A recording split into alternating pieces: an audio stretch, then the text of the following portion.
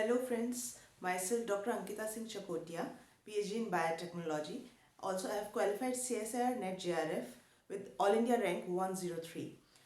Today we are going to discuss about vitamin A. In the previous lecture we have completed vitamin D, that is another fat soluble vitamin. Vitamin A is another category of fat soluble vitamin. And before moving on to our topic, today's topic, I want to request you all कि भाई मेरी video पूरा आप लोग देखा करें completely, क्योंकि काफ़ी चीज़ें जो है मैं नॉन रिलेवेंट चीज़ें भी मैं ऐसा नहीं कि जो आज का टॉपिक है वही मैं कवर करती हूँ, उसके अलावा भी छोटी छोटी चीज़ें हैं, छोटी छोटी इन्फॉर्मेशन हैं जो मैं आप लोगों को हर एक लेक्चर में बताती हूँ। तो प्लीज़ मेरा वीडियो लास्ट तक देखा करें एंड स्टेप बाय स्टेप, ये नहीं कि फॉरवर्ड किया निकला अपना वही पॉइंट देखा, नहीं, प्लीज़ पूरा देखें सो दैट आप लोगों को वो इम्पॉर्टेंट टॉपिक्स जो या इम्पॉर्टेंट पॉइंट्स हैं वो आप लोगों से चूके नहीं। ठीक है। एंड जितना हो सके मेरी वीडियो को आप प्लीज़ शेयर कीजिए, सब्सक्राइब कीजिए मेरा चैनल, सो दैट जो भी टॉपिक्स मैं आपके साथ डिस्कस कर रही हूँ अपने लेक्चर्स में वो आपके पास सबसे पहले उसके नोटिफिकेशन मिले। अभी पिछले बार मैंने विटामिन डी डाला था, उसके बाद मैंने एक इम्पॉर्टेंट वीडियो मैंने अपने कोविड-19 वैक्सीन कोवैक्सिन और कोविशील्ड के बारे में कुछ इन्फॉर्मेशन दी थी, जिसमें मैंने इन्नेट इम्यूनिटी, एडेप्टिव इम्यूनिटी, ये सब भी कवर किया था। तो ऐसा नहीं कि अगर वो वैक्सीन का था तो मैंने केवल वैक्सीन डाला था, मैंने और भी काफ़ी चीज़ें बताई थी। तो चलिए अब शुरू करते हैं हमारा आज का topic, vitamin A. Vitamin A is another fat soluble vitamin. अब देखिए फैट सॉल्युबल है तो इसका डिपोजिशन कहाँ होना चाहिए, मैंने पिछली बार भी विटामिन डी में बताया था, एट दैट साइड जहाँ पे कि फैट टिश्यूज होंगे या फैटी सेल्स होंगी, वहाँ पे इसका स्टोर्ड फॉर्म में ये पाया जाएगा। दैट मीन्स लिवर में मेनली इसका स्टोरेज कहाँ होता है, लिवर में इसका विटामिन ए का स्टोरेज होता है। इसके अलावा ये किस फॉर्म में पाया जाता है, it occurs in two form, that is pre formed vitamin A and pro vitamin A. Pre formed vitamin A में आते हैं retinol, retinal and retinoic acid. Provitamin में आते हैं आपके जितने भी कैरोटीनॉइड्स में कंपाउंड्स आते हैं वो सारे प्रोवाइटामिन में आते हैं। Now what is the difference between preformed and provitamin? Preformed vitamin A are the active form of vitamin A or the molecule that we consume from the diet source, and it get start its function and in as it is form, like हमने कुछ खाया, mainly ये जो performed vitamin A जो हमें मिलता है वो मिलता है हमें मीट से, हमें मिलता है milk, egg and cheese and fish oil से भी हमें ये मिलता है। एंड अगर हम मीट में अगर कोई लिवर खाते हैं तो वो बहुत ही अच्छा सोर्स होता है, बिकॉज जैसे कि मैंने बताया it is stored in liver. So ये प्रीफॉर्म्ड विटामिन ए हमें इन सोर्स से मिलता है। एंड जिस भी चीज़ को हम खा रहे हैं as a source of as a source of vitamin A, तो वहाँ से जो मॉलिक्यूल वहाँ पे प्रेजेंट है वो एज इट इज हमारे बॉडी में आके फंक्शन शुरू कर देता है, उसको कन्वर्जन की जरूरत नहीं पड़ती, because it is already a preformed vitamin A. ठीक है, there is already a vitamin A which starts its action once we have that particular diet source. Now what is provitamin A? प्रोवाइटामिन ए जैसे कि मैंने पिछले भी कुछ एक अपने लेक्चर्स में प्रोवाइटामिन का या प्रो मॉलिक्यूल का इस तरह से मैंने एक नाम कई बार यूज किया है। प्रो मतलब कि उसका प्रिकर्सर कह लीजिए या initial form of that particular functional molecule. तो प्रोवाइटामिन ए में कैरोटीनॉइड्स आते हैं जो कि हम जब भी हम एक प्लांट सोर्स, प्रोवाइटामिन हमें मेनली प्लांट सोर्स से मिलता है, लाइक आपका पम्पकिन हुआ, ब्रोकली हुआ, जितने भी येलो एंड ऑरेंज फ्रूट्स हैं या वेजिटेबल्स हैं जो हम खाते हैं, कैरेट से बहुत ही इंपॉर्टेंट सोर्स है कैरोटीनॉइड का। तो ये सारे लीफी वेजिटेबल्स भी, तो हमें इनसे कैरोटीनॉइड्स मिलता है प्रोवाइटामिन ए। तो ये जब हमारी बॉडी में आता है तो our body have to convert it in the active form of vitamin A, हम एज इट इज उसको यूज नहीं कर सकते। So this is provitamin A. Now beta carotenoid में भी एक इम्पॉर्टेंट मॉलिक्यूल है, that is beta carotene. Although इसमें अल्फा गामा जेंथोफिल ये सारे भी आते हैं, बट हम बात करेंगे बीटा कैरोटीन की। ये एक बहुत ही कॉमन मॉलिक्यूल है।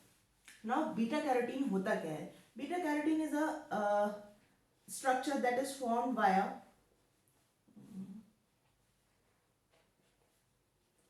दो तो इसमें रिंग होती हैं,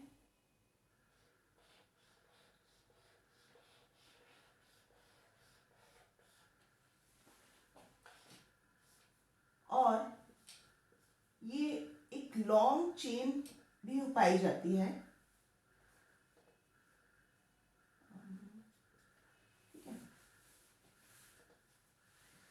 या and this is an isoprenoid, polyprenoid in fact chain कह सकते हैं इसको, जो कि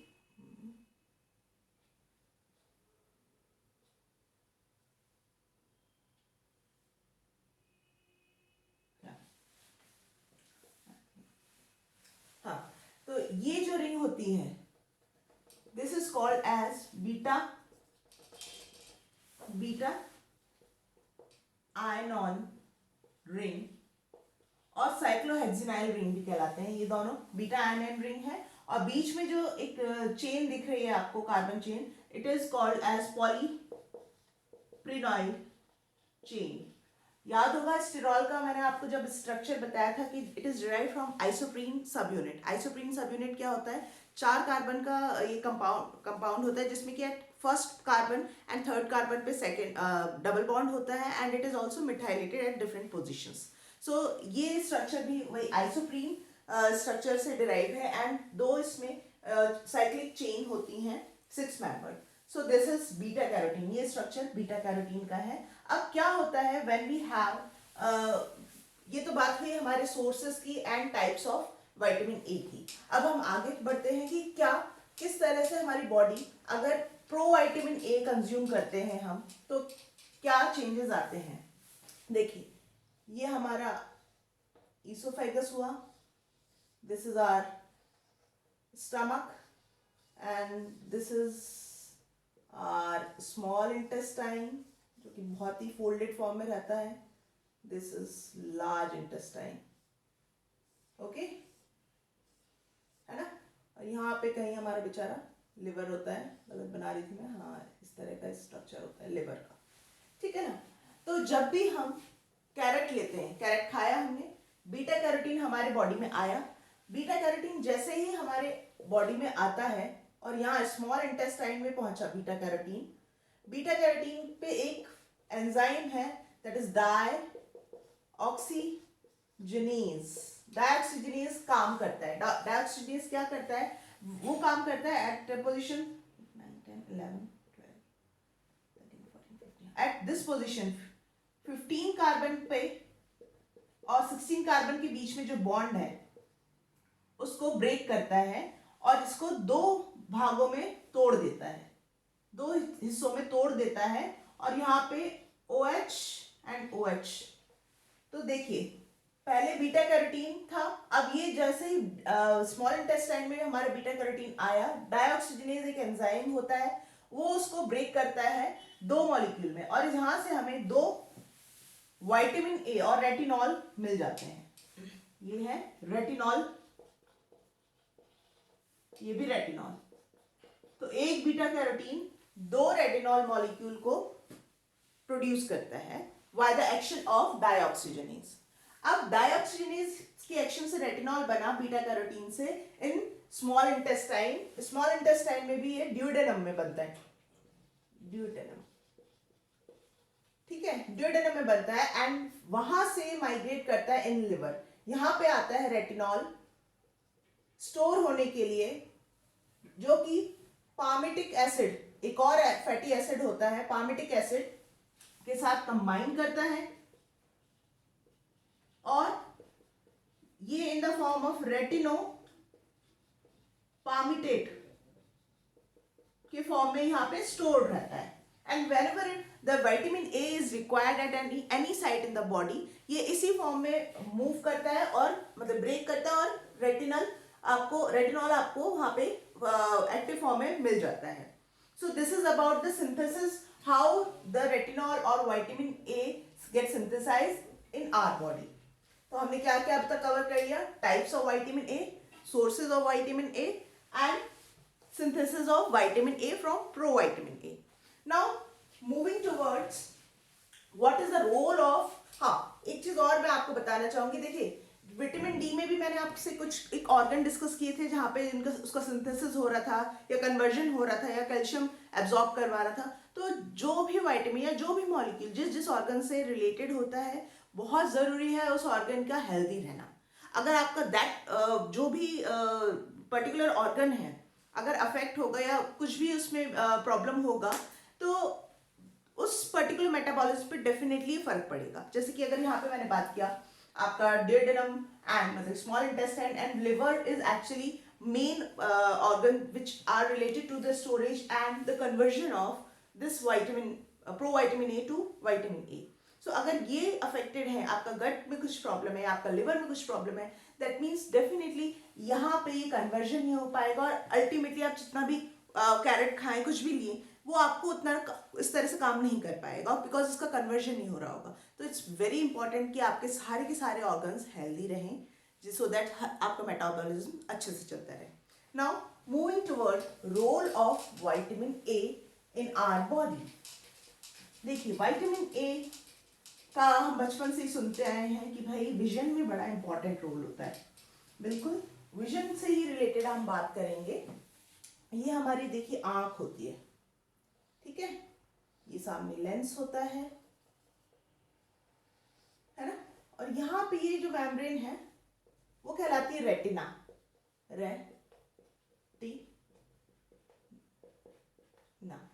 रेटिना असल में नाम रेटिनॉल जो आया वो इसी से आया, रेटिना से, क्योंकि आंख में इसका सबसे रेटिना में बहुत इंपॉर्टेंट रोल है। ये रेटिना में भी क्या होता है, दो तरह की सेल्स होती है, rod cell and cone sales.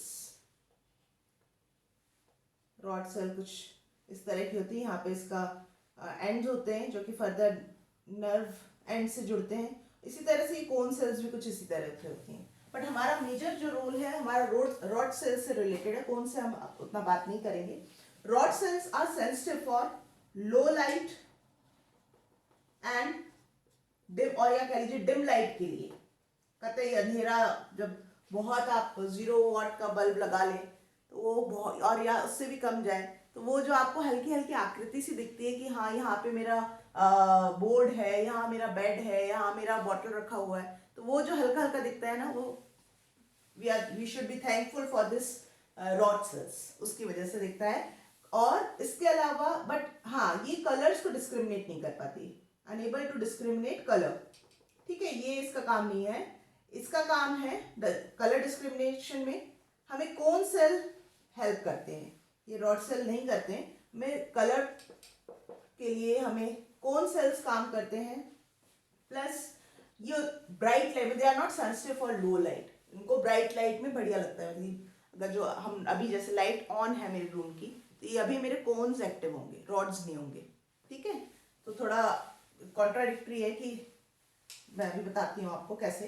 अब ये रॉड सेल्स में भी ना के अंदर क्या है, इस तरह से एक डिस्क रहते हैं कुछ, जिनमें कि कुछ प्रोटीन्स अटैच रहती हैं, कुछ मेम्ब्रेन्स रहती है, मतलब मेम्ब्रेन टाइप की ये डिस्क होती हैं। उसमें भी क्या है, इसका छोटा सा पार्ट चलिए हम बड़ा करके देखते हैं। ये डिस्क है हमारे रॉड सेल्स में, ठीक है। यहाँ कुछ एक प्रोटीन होती हैं, ठीक, और काफी सारे आयंस भी अंदर यूं ही ट्रेवल करते रहते हैं, ठीक है। Now what these proteins are, these proteins, सबसे पहली प्रोटीन की अगर हम बात करने शुरू करें तो सबसे पहली प्रोटीन आती है हमारी rhodopsin. Rhodopsin protein is very important, जो कि बनी है ऑप्सिन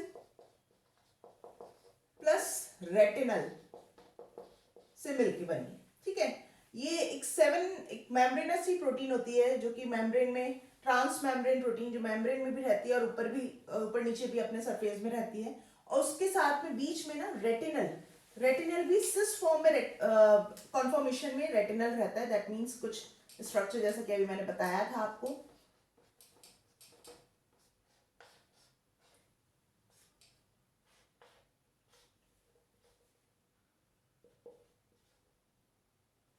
रेटिनल, हाँ रेटिनल है,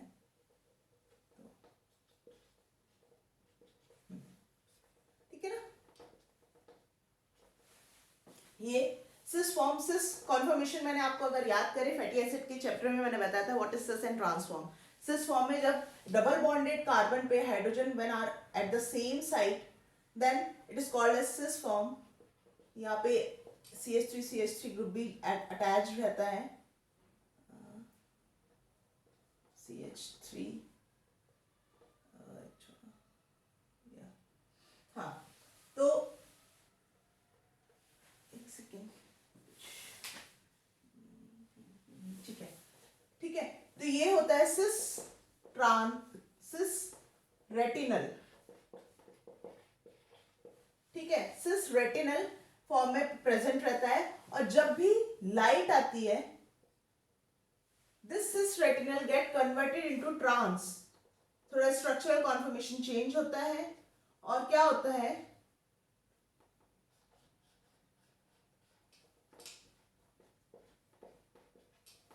things get converted into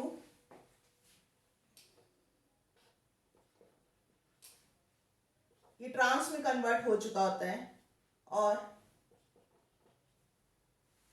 अब ये एक्टिव फॉर्म में है, सिस से ट्रांस में कन्वर्ट हुआ, नाउ एक्टिवेट अदर प्रोटीन। यहां पे दूसरे और भी प्रोटीन होती है, एक ट्रांसड्यूसिन, ठीक है। तो ट्रांसड्यूसिन ये सिस से ट्रांस रेटिनल हुआ, it will activates transducin protein which further activates another enzyme जो कि इधर मेम्ब्रेन से एसोसिएटेड रहता है, that is called as CGMP phosphodiesterase, in short हम कह सकते हैं PDE। वो CGMP फॉस्फोडाइस्ट्रेस को एक्टिवेट करता है, उसका कुछ स्ट्रक्चर कॉन्फॉर्मेशन में चेंजेस लाके, जो कि इसका काम क्या होता है, it converts CGMP into GMP। तो देखिए सारी प्रक्रिया किस में चल रही है, जब हम लाइट में एक्सपोज होते हैं या हमारी आंखों को लाइट पड़ती है, ब्राइट लाइट है ना, ब्राइट लाइट में ये सब कुछ CGMP से GMP कन्वर्ट कर रहा होता है फॉस्फोडाइस्ट्रेस, जो कि एक्टिवेट होता है ट्रांसड्यूसिन की वजह से, और ट्रांसड्यूसिन एक्टिवेट होता है रेटिनल, ट्रांस रेटिनल, जो कि हमारे रॉड सेल्स में as a structural component present रहता है in the rhodopsin protein. So ये होता है, लेकिन what happen when light is off या डिम लाइट है, बहुत ही कम लाइट है, तब क्या होता है, बिल्कुल ये ना ये रेटिनल सिस रेटिनल ना ही ट्रांस में कन्वर्ट होगा, ना ही ये पूरा कैस्केड कंप्लीट हो पाएगा, बिल्कुल नहीं चल पाएगा। दैट मीन्स CGMP से GMP नहीं बनेगा, तो CGMP की मात्रा क्या होगी, बढ़ जाएगी, CGMP की मात्रा बढ़ेगी। अब CGMP की मात्रा बढ़ते साथ ही क्या होता है कि ये जो मेम्ब्रेन थी रॉड सेल की, यहाँ पे कुछ ना चैनल्स होते हैं for sodium ion, sodium ion channels होते हैं। तो सोडियम आयन चैनल्स का क्या काम होता है, जैसे ही CGMP, और they are actually operated by CGMP, तो अंधेरे में क्योंकि ये कैस्केड नहीं चल रहा है ना, तो अंधेरे में जैसे ही CGMP का अमाउंट बढ़ना शुरू होता है, ये चैनल्स भी खुल जाते हैं। ये चैनल जैसे ही खुलते हैं सोडियम आयन हमारा अंदर एंटर होना शुरू कर देता है, ठीक है। सोडियम आयन अंदर आएगा, सोडियम आयन जैसे ही अंदर आएगा तो एक जो ये मेम्ब्रेन पोटेंशियल होता है मेम्ब्रेन के बाहर और अंदर की तरफ, वैसे तो ये देखिए नेगेटिव होता है, लेकिन जैसे ही सोडियम आयन अंदर आया तो it will start to get positive होने शुरू हो जाता है, क्योंकि अब देखिए पॉजिटिवली चार्ज है तो अंदर यहाँ पे पॉजिटिविटी बढ़ती जाएगी, and this state is called as depolarisation, क्योंकि रेस्टिंग फेज में किसी भी इलेक्ट्रिकली एक्टिव सेल का जो रेस्टिंग फेज में जो पोटेंशियल होता है, एक्टिव पोटेंशियल, वो नेगेटिव होता है, ठीक है, रेस्टिंग फेज में। लेकिन अब क्योंकि रॉड सेल ने काम करना शुरू कर दिया है अंधेरे में, तो ये क्या हुआ, सीजीएमपी बढ़ा। सीजीएमपी जैसे ही बढ़ेगा सोडियम आयन अंदर आएगा, डीपोलराइजेशन होगा। लेकिन वो जैसे ही हम वापस से लाइट ऑन करते हैं हमारी कमरे की, या लाइट में एक्सपोज होती है हमारी लाइट, ये सीजीएमपी वापस से क्या होता है, कम होना शुरू कर देता है और ये गेट वापस क्लोज हो जाते हैं। वापस क्लोज होने की वजह से क्या होता है कि ये सोडियम आयन अंदर एंटर नहीं हो पाता। But there are some other channel which are activated by ATP and some leaked channel also there, जो कि क्या करते हैं, पॉजिटिव आयन को, लाइक पोटेशियम आयन को बाहर रिलीज करते रहते हैं, या सोडियम आयन को भी बाहर रिलीज करते रहते हैं। तो वापस से हमारा अंदर का पॉजिटिव हुआ था कि सोडियम के अंदर आने से, अब वापस जब ये बाहर जाएगा तो ये नेगेटिव होना शुरू हो जाएगा। And this state is called as hyperpolarisation. Hyperpolarisation. तो सेल अगेन अपना रेस्टिंग फेज में आ जाएगी। जब ये डीपोलराइज हो रही थी, लाइक जब हमें अंधेरे में भी चीजें दिख रही थी, तो वो क्यों हो रहा था, क्योंकि ये जो यहाँ पे रॉड सेल कि जो मैंने बताया था कि एंड होता है, एंड पे ये नर्व सेल से जुड़ी हुई होती है ना। नर्व एंड्स पे ये एक न्यूरोट्रांसमीटर रिलीज करती है, that is called as glutamate.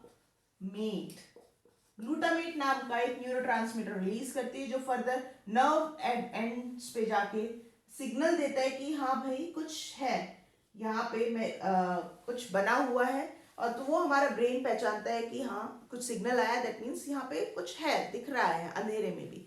तो this is all about the phototransduction mechanism that is performed via retinal vitamin A in rod cells with the help of rhodopsin protein. तो ये हमने cascade समझा फोटोट्रांसडक्शन का। तो इसीलिए कहते हैं कि विटामिन ए की डेफिशिएंसी अगर हो जाएगी तो हमें क्या होगा, ये सारा कुछ प्रोसेस नहीं होगा। विटामिन ए की वजह से हमें सब कुछ ये अंधेरे में भी दिख रहा है। तो अल्टीमेटली क्या होगा कि भाई हाइपरपोलराइजेशन, डीपोलराइजेशन नहीं होने की वजह से, और ये सीजीएमपी नहीं बने हुए वजह से क्या होगा, हमें नाइट ब्लाइंडनेस हो जाएगा in the deficiency of vitamin ए। ठीक है। Another one important disease that I want to discuss with you all is xerophthalmia. xerophthalmia में क्या होता है,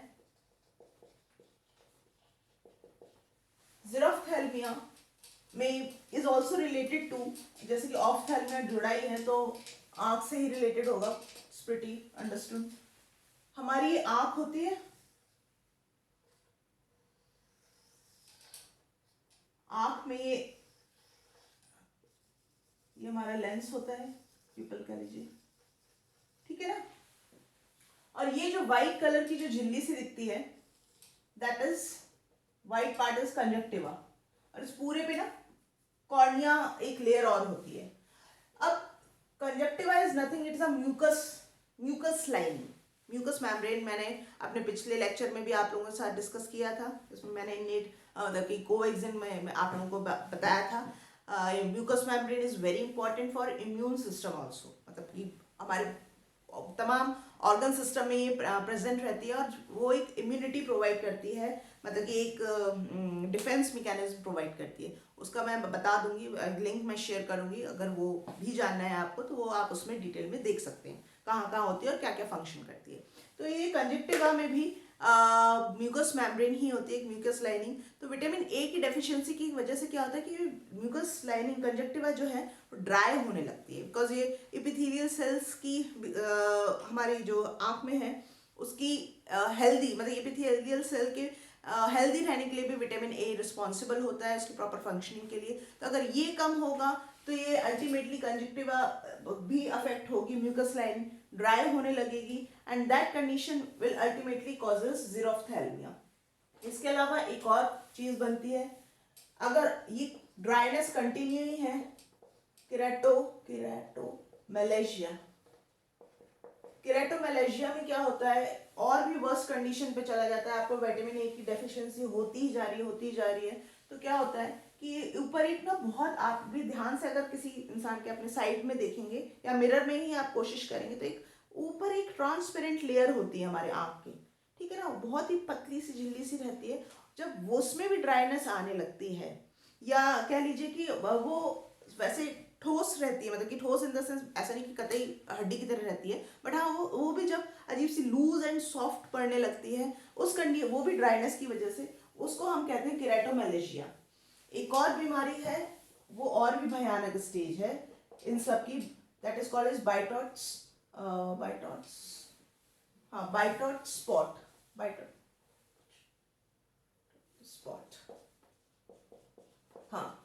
बाइटॉट स्पॉट में क्या होता है, कभी आपने किसी बुजुर्ग इंसान को, या कभी कभी बच्चों में भी इनफैक्ट ये हो जाती है, छोटे छोटे बच्चों में भी हो जाती है वाइटामिन ई की डेफिशिएंसी की वजह से, आँख पे ना एक बादल जैसा आपको लगेगा, या रुई का फहार टाइप, छोटा सा रुई का एक पार्ट रख गया हो, या एक क्लाउडी स्ट्रक्चर जैसा बनने लगता है यहाँ पे, इनफैक्ट कई बार इधर भी बनने लगता है वाइट कलर का।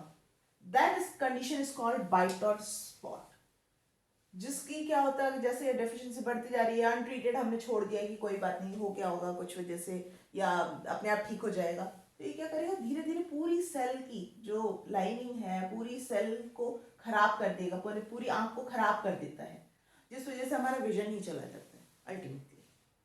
तो ये बहुत ही इंपॉर्टेंट मैनिफेस्टेशन है, मतलब कि विटामिन ए की डेफिशिएंसी से रिलेटेड बहुत इंपॉर्टेंट है विटामिन ए हमारी मेटाबॉलिज्म में। इसके अलावा स्किन के लिए भी ये बहुत इंपॉर्टेंट होता है, विटामिन ए की वजह से अगर डेफिशिएंसी हो जाए तो हमारी स्किन ड्राई होने लगती है, ड्राई होती है, एंड मोर ओवर क्योंकि एपिथेलियल, जैसे कि मैंने बताया, एपिथेलियल सेल की हेल्थीनेस की हेल्थ, मतलब कि हेल्दी रहे हमारी एपिथेलियल सेल, उसके लिए बहुत इंपॉर्टेंट है विटामिन ए। और हमारी सेल क्या है, पूरी epithelial cell, skin epithelial cell की बनी हुई है, तो उसकी वजह से हमारी सेल में अजीब से रिंकल पड़ने लगते हैं, रिंकल पड़ेंगे, and more over because vitamin A एक एंटीऑक्सीडेंट की तरह भी काम करता है, तो जो रेडिएशन हमारे ऊपर सनलाइट के रेडिएशन आते हैं उससे भी हमें प्रोटेक्ट करवाता है, तो ये एक तरह से कैंसर के लिए भी काम करता है। और स्किन ड्राइनेस होती है, तो स्किन ड्राइनेस में भी एक और कंडीशन आती है, फ्रेनोडर्मा, फ्रेनोडर्मा, ये फ्रेनो एक मेंढक होता है, फ्रेनो कुछ मैंने स्पेलिंग गलत लिखी है शायद,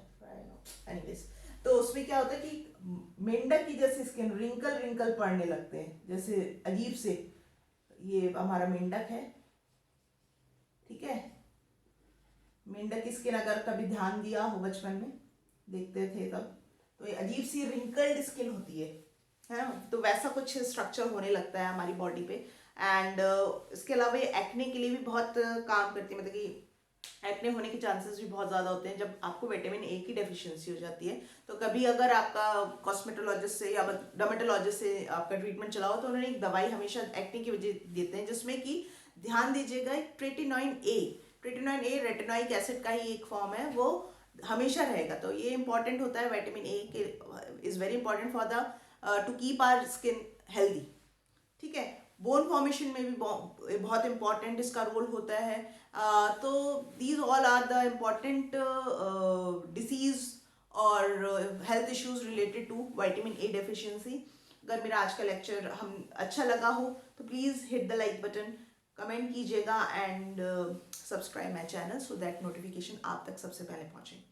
मिलते हैं विटामिन ई के साथ। हमने 2 विटामिन कवर कर लिए हैं अब तक फैट सॉल्युबल में, विटामिन ई और के में जल्दी निपटाऊंगी और कुछ टेक्निक के साथ। Till then stay safe and stay